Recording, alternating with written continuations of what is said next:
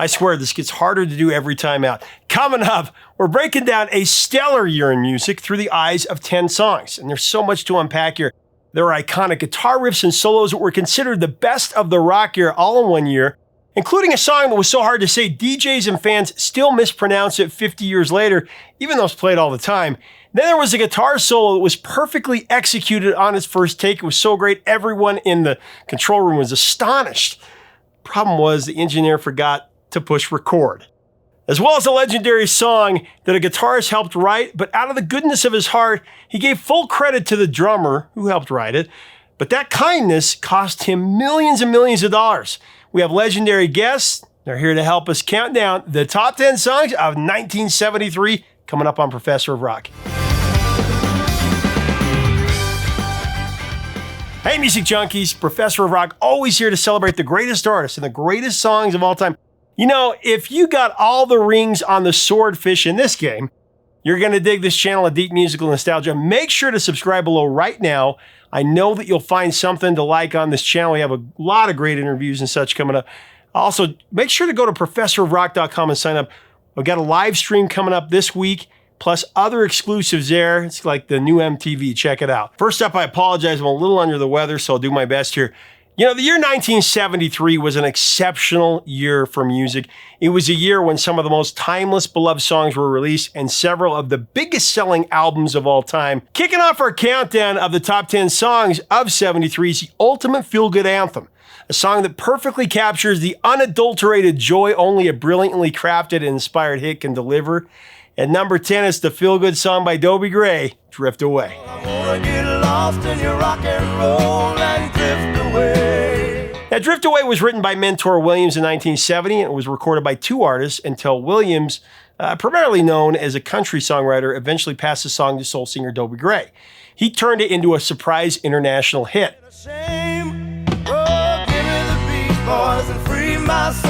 Mentor Williams loved writing songs, but he actually struggled mightily to get any traction at first.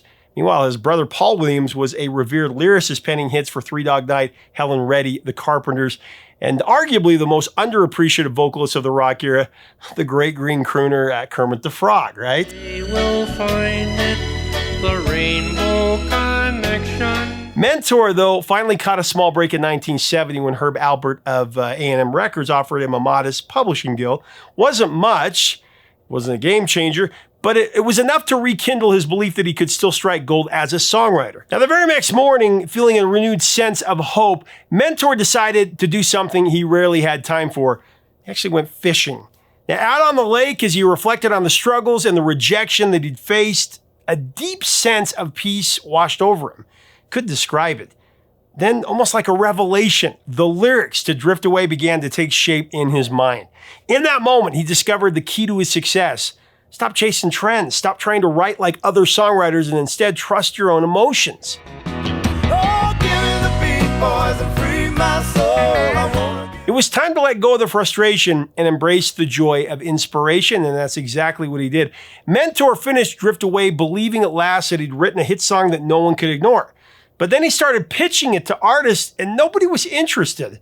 It was recorded, like I said, by Mike Berry first, and then John Henry Kurtz, but neither version generated anything. They weren't hits.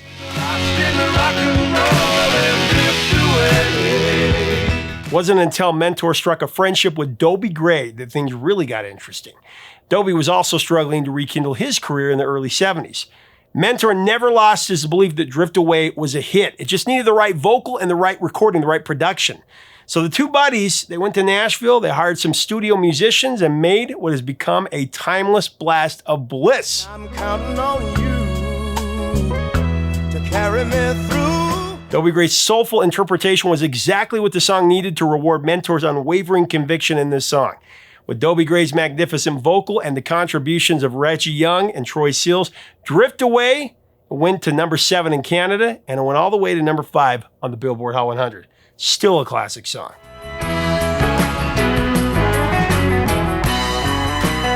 So coming in at number 9 is one of the most powerful instrumental rockers ever recorded.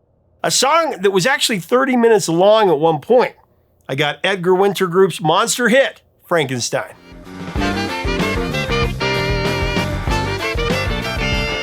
I had a chance to sit down with rock's mad scientist, Mr. Edgar Winter, to find out how Frankenstein was conceived and created. The only way to edit something was to physically cut the master tape. And it was and splice it back together. Like cutting a diamond. If you screwed it up, you know, it was gone. So it was a great excuse to get even more blasted than usual and have this big end of the session, you know, end of the project editing party.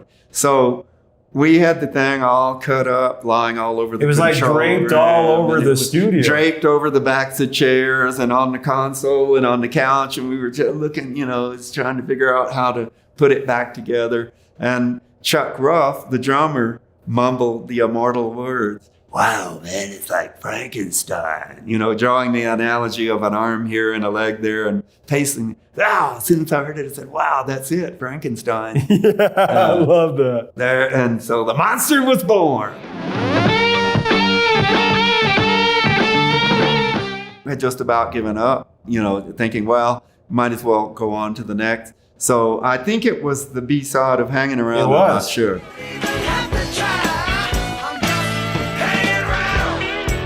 And it got flipped over by a DJ and it just blew up.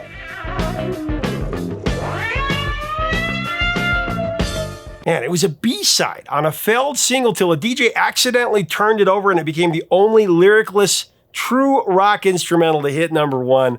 That's such a cool story. Frankenstein by Edgar Winter Group is one of 25 instrumentals that have made it to #1 on the Billboard Hot 100 in its time.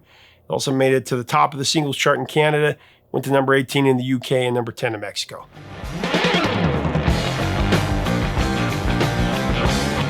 So moving on to #8, it's the maturation of a true musical genius, one of the last ones left.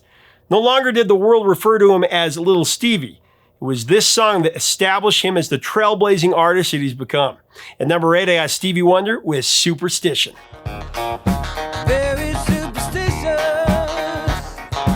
In 1972, Stevie Wonder wrote a song warning about the dangers of believing in superstitions, but in reality, it wasn't originally meant for him to record at all. The song was actually intended for Jeff Beck. A lot of people don't know this. He'd been brought in to play guitar on Wonder's album Talking Book. Now, the deal was simple. Beck would contribute guitar parts to the album, and in return, Stevie Wonder would write a song for Beck's new band, which he was forming with bassist Tim Bogert and drummer Carmine Appice. By 1972, Stevie Wonder was a one-man band, playing nearly every instrument on his recordings. But he was excited about collaborating with Jeff Beck, of course, one of the era's most celebrated guitarists, one of the greatest ever. Now, during the Talking Book session, Stevie came up with a groove, a riff, and some lyrics, and together he and Beck laid down a rough version of what would become Superstition.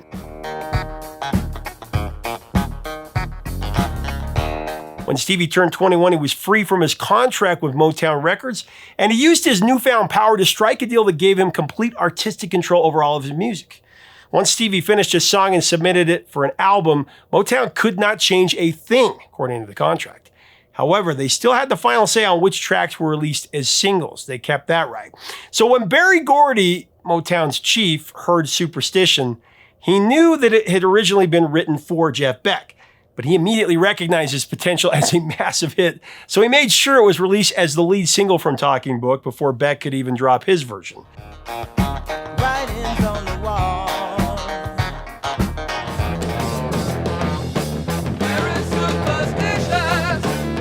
It took Beck a while to get around to recording his version of Superstition, and by the time he finally did, Stevie's version was already well on its way to becoming a massive hit. And it totally overshadowed Beck, Bogert, and Appice's take on it. Jeff Beck felt pretty cheated when Stevie's version was released first, and he didn't hold back, making some negative comments in the press about it, which Stevie didn't really appreciate. As for the rough demo that Beck recorded with Stevie, he did come up with the opening drum beat, but the song was pretty much all Stevie's creation from beginning to end. So there's that. In Stevie's historic recording of Superstition, he played the opening drum beat on a drum kit, laid down the funky clavinet riff, and handled the Moog synthesizer bass parts as well. The track at #7 on our countdown in 1973 was inspired by a bizarre event that could have been catastrophic. It became the most overplayed riff of all time, the one we all really learn when we pick up a guitar at all. It's Deep Purple with the legendary rocker Smoke on the Water. On the roses. So it was December 4th, 1971, and Deep Purple was ready to begin recording their legendary album Machine Head in Montreux, Switzerland.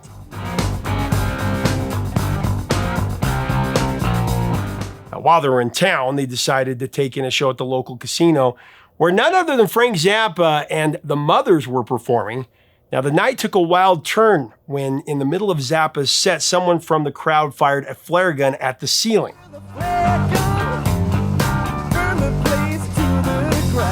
Within moments, the casino was engulfed in flames. Chaos erupted as the fire quickly spread, leaving the building in ruins. It was a shocking moment, to be sure. When the fire broke out, Zappa didn't hesitate. He stopped the show and he made sure his fans left the casino calmly and safely. Deep Purple's members left the venue as well, but instead of panicking, they headed to a nearby restaurant where they could actually, see all the action and they could watch the fire from a safe distance.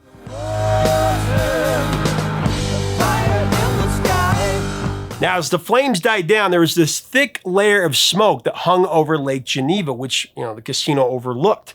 The sight of that smoke hovering over the lake sparked an idea in Deep Purple's bassist Ian Gillan. The image, it just stuck with him, and soon enough, he had a song title, Smoke on the Water. Inspired, he started writing the lyrics for the track that would eventually make it onto their new album.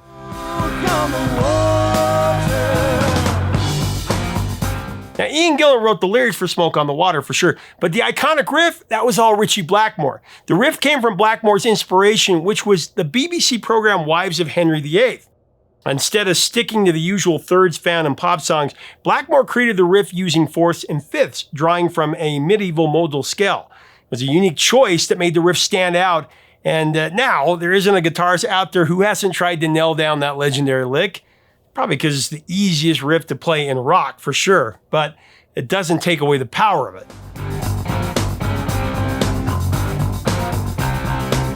Now, the members of Deep Purple never expected Smoke on the Water to be a hit at all.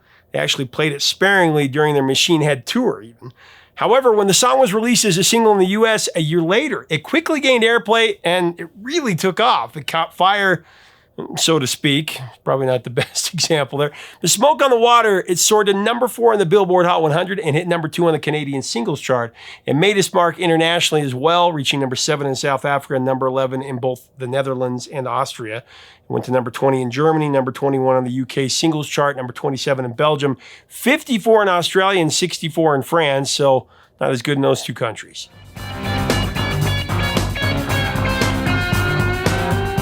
Our countdown to 1973 continues with a track about the root of all evil.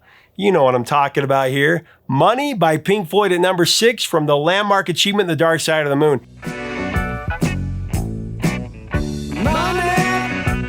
Now, Roger Waters wrote the lyrics to Money to highlight irony and critique the power of the mean green and the capitalist system as a whole.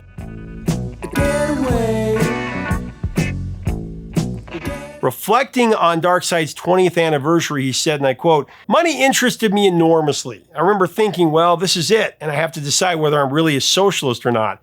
And then he went on to say, "I'm still in favor of a general welfare society, but I became a capitalist. You have to accept it." He even confessed to coveting a Bentley, acknowledging that the only way to afford such luxuries was through rock or the football pools. He said, "I really wanted all that material stuff." And then in another interview, he added, "I'm sure the free market isn't the whole answer. My hope is that mankind will evolve into a more cooperative and less competitive beast." Yeah, when you got the money, it's easy to say those things. So I had the chance to talk with Alan Parsons, who of course engineered Dark Side, and here's what he told me about the track. Sort of most iconic moments is the loop on Money, the opening, the intro. That was a lot of work. I mean, with Pro Tools and hard disk recording, piece of cake, just cut out those sounds and, make them into a loop. But we were talking about analog tape, and to get that loop sounding right was a lot of work. It wasn't good enough just to take a sound, cut the tape, join the next sound, cut that tape. Right. We actually had to measure the exact length of the tape, otherwise it would have been out of rhythm.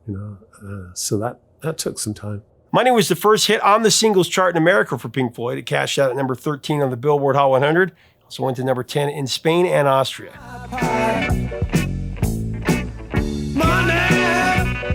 Well, we're at the halfway point of our top 10 songs of 73, and we arrive at another classic rock staple.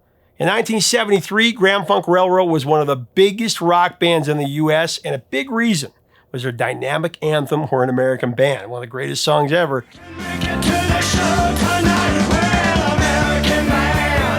Now, Grand Funk frontman Mark Farner shared the story of We're an American Band, a song that's actually credited to Don Brewer only, who also sang the lead vocal.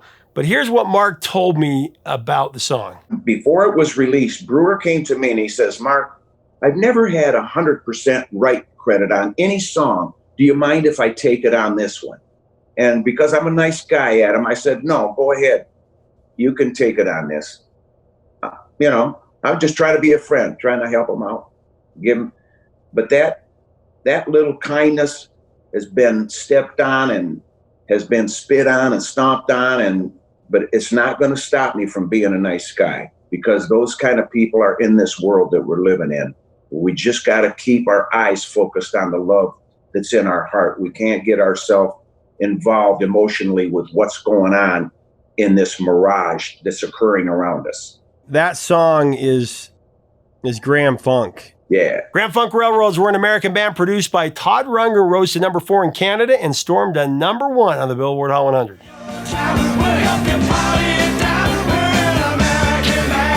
Coming in at number 4 spot, I have the Southern Rock Manifesto in 1973 by a band named after two brothers.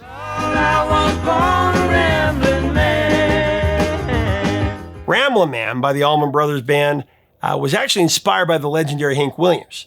Hank, who tragically passed away in 1953 at just 29 years of age from a deadly combination of alcohol and pills. He's widely regarded as one of the most influential figures in recorded music history, of course. 2 years before his untimely death, Hank released Ramblin Man, a song that became, like I said, a manifesto for Southern boys who connected with the story of a man with a restless, God-given spirit that could not be tamed. He made a rambling man. Although brothers Greg and Dwayne were the driving force of the Allman Brothers Band early on, Dickie Betts wrote several of their biggest hits, including Ramblin Man. He also performed the lead vocal. A lot of people don't realize that. And I was born a rambling man. He shared that growing up, his dad was a construction worker who constantly moved the family to different cities in Florida to find work. The late Dickie Betts recalled in an interview that he spent a lot of time on the back of a Greyhound bus bouncing from town to town. Ramblin', as Dickie put it, was in his blood. Dickie actually never intended it for the Allman Brothers Band, though. Instead, he planned to give the song to Johnny Cash, the Man in Black. Because you're mine, I walk the line. The band was skeptical of the song because it had such a country vibe to it. It wasn't really their style. Ramblin' Man, definitely more rooted in country music than many of the other Allman Brothers Band classics, which made the band hesitant, but guitarist Les Dudek added the guitar harmonies, and it actually became one of bassist Barry Oakley's final contributions to the band. They made it their own, of course. My father was a gambler down in Georgia. The Allman Brothers symbolized supreme musicianship and also tragedy, beginning with the incredibly talented Duane Allman, who was killed in a motorcycle accident in 1971. That was followed by the death of fellow founder Barry Oakley in 1972, and they died on the same stretch of highway. Even though this was a departure for the Allman Brothers Band, the success of Ramblin' Man was certainly the crowning achievement that cemented the legacy of this band, especially after Duane passed away, and especially for Dickie Betts, who more than stepped up after Duane's death. Their reluctance to do this song turned to jubilation when the single surprisingly climbed all the way to number 2 on the Billboard Hot 100.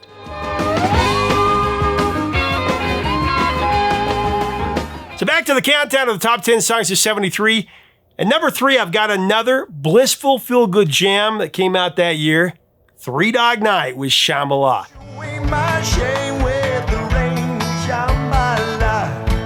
I love this song, man. This band, 3 Dog Night, was truly the first stadium band.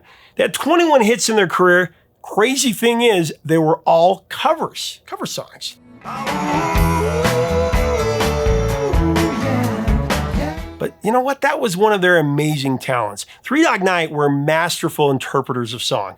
Corey Wells, Danny Hutton, and Chuck Negron They had a rare talent for spotting, hidden gems, obscure songs that had either flopped or even been overlooked, and they turned them into their own hits. Huge.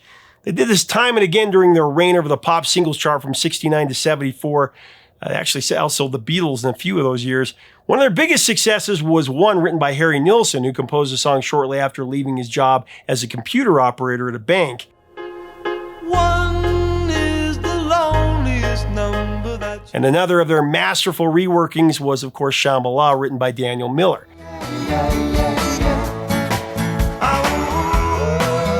Now, for Daniel Miller, the inspiration for writing Shambala came during a phone call with his brother Matthew Miller. Matthew had received an intriguing letter from his spiritual advisor, Dorothy Begg, and called Daniel to share it. The letter, in response to a question Matthew had posed to the mystic, it delved into the concept of reincarnation and revealed who Matthew had been in past lives, one of those things. The letter concluded with a mysterious phrase, "Let your light shine in the halls of Shambala." Now, after reading this passage aloud to his brother, Matthew asked, puzzled, "Shambala? What the hell is that?"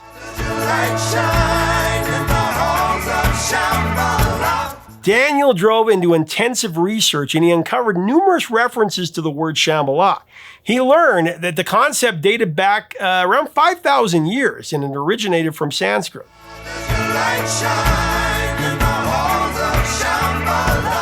What really resonated with him, though, was its use in Alice Bailey's treatise on white magic.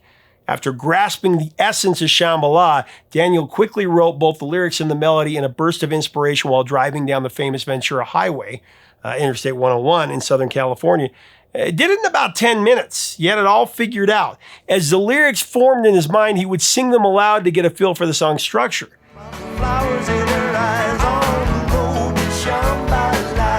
So taking from what he learned about Shambala, part of the song is really 5,000 years old, at least the lyrics are. Like many of the songs that Three Dog Night turned into massive pop hits, Shambala was overlooked by the initial round of record industry gatekeepers. The first recorded version of the song came from Texas-born B.W. Stevenson in late February of 73, and it was released as a single just 2 weeks before Three Dog Night dropped their own version.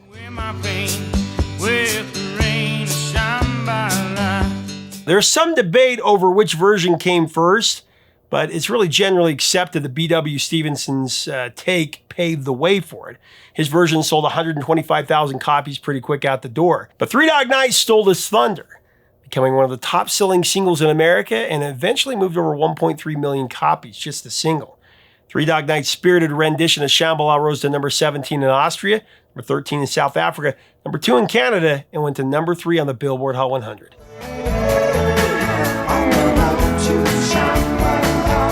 So coming in at number 2 on the top 10 songs of 1973 is a song that was meant to be a joke, which led to one of the most misspelled and mispronounced songs of the rock era. The number 2 spot is the mighty Led Zeppelin with D'yer Mak'er. D'yer Mak'er was intended to mimic reggae in its dub offshoot that was emerging from Jamaica in the early 70s. However, John Bonham struggled to replicate a true reggae beat on his drums. That resulted in a strange blend that sounded more like 50s doo-wop mixed with reggae.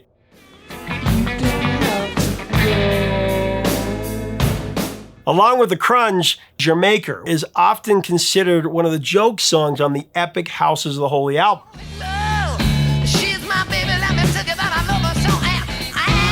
The title, which doesn't actually appear in the lyrics, was picked because it captures the reggae vibe of the song and also shows off the band's sense of humor. They did this quite often. Since most listeners weren't aware of the backstory and missed the apostrophes intentionally placed in the title, American DJs and fans often mispronounce it as D'yer Mak'er or D'yer Mak'er. Jimmy Page mentioned that this mix-up was way more common in the US than it was in Britain.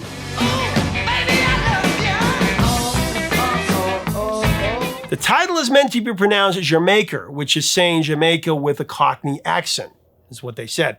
Jamaica wasn't taken seriously by many listeners at first. Some critics were just downright harsh in their reviews as well. In a 1977 interview, Jimmy Page addressed this negative reaction, saying, and I quote, "I didn't expect people not to get it. I thought it was pretty obvious. The song was a mix of reggae and a 50s track like Poor Little Fool or stuff by, Benny King, things like that."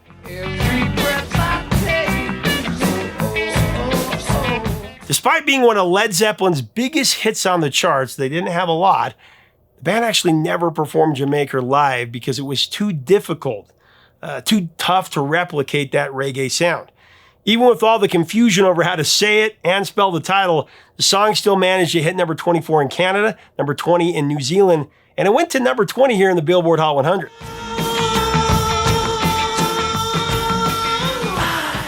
All right, here we are at the pinnacle of our top 10 songs of 1973 countdown. And, you know, the song that I chose, this was really difficult. Any of the songs in the top 5 could have been number 1. But I chose this song as primarily known for its torrid guitar solo. But considering all the artistic elements that went into the song, it definitely ranks as one of the greatest ever. And number 1, I got Steely Dan's Reelin in the Years. Are you reeling in the years? Reelin in the Years is written by Donald Fagen and Walter Becker. Of course, rock's most cerebral duo and infamous perfectionist. You know, the Dan knew that they had a great song for their debut album with major potential here.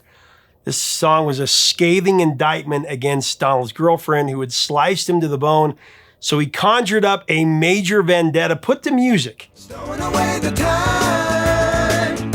Are you gathering up the tea? But they needed something to light it up, you know, make it really great. So they brought in a hired gun. The musician that transformed Reelin in the Years into such a fantastic track was a hired axeman named Elliot Randall. Now, Elliot wasn't a member of Steely Dan. He was invited to the studio by Skunk Baxter while they were recording Reelin in the Years. And he, of course, ended up playing the guitar solo. This marked one of the first times that Walter Becker and Donald Fagen brought in studio musicians, but it was a practice that would become the norm for them. By their 4th album, pretty much every musician they used was a session player. They really didn't have a permanent band after that. The Steely Dan team were struggling to find the right flavor for the solo on Reelin in the Years, and they asked Elliot to give it a shot. Elliot read the lyrics to get a feel for what the song was asking for, and then with no guitar amp inside, he plugged his 65 Strat into a bass amp and began playing, and it was perfection. It was solid gold. Afterward, producer Gary Katz excitedly called out to the recording engineer, "Oh man, did you get that?" But the engineer had missed it, assuming it was just a warm-up. I mean, isn't that crazy? You forgot to record it. So for the second take, Elliot's imagination kicked into overdrive. He said, you know, something got me going. He jazzed up the chorus for the intro, he sprinkled in some salsa-like flair, and he delivered an electrifying, expressive solo, effortless and full of life from start to finish, even better than that first take. That was it. Nobody said, can we get another one?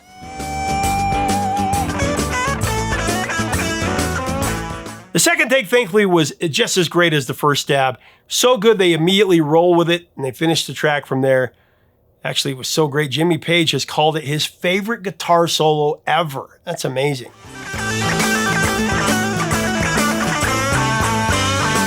Reelin in the Years was the follow-up to Steely Dan's debut single, Do It Again, from that brilliant first record, Can't Buy a Thrill.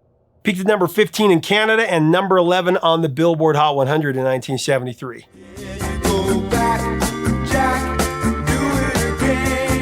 I gotta tell you, this was tougher than 65. It was tougher than 85, 84. It gets tougher every single time. I mean, I could make a totally, seriously, 10 more songs put it in the top 10 that could rival this one. Seriously, go pick up every song that hit the top 40 in 1973 and you're gonna know what I'm talking about. Like 30, 35 of the greatest songs ever. I even struggle with my honorable mentions, and it was really hard to leave these two out of the top 10. But my few honorable mentions are John Denver's euphoric high-altitude classic Rocky Mountain High, song that John came up with while riding in a gondola above the pristine slopes in Aspen, Colorado. Rocky Mountain High. And I got to go with Elton John's Goodbye Yellow Brick Road. Elton had a huge year in 1973 with several hits, but you know, the title track to his Goodbye Yellow Brick Road LP was a magical self-reflection written by Bernie Taupin.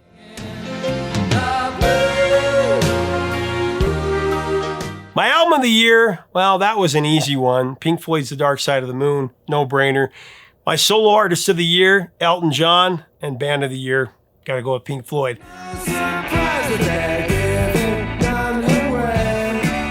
So leave us a comment about your memories of these songs. What is your top 10 in 1973? Seriously, I challenge you to go look up, all the songs that hit the top 40 in 1973, because that's the criteria.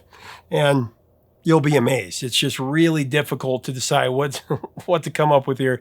But give me your top 10. Give me your album or band of the year, your song of the year, 73.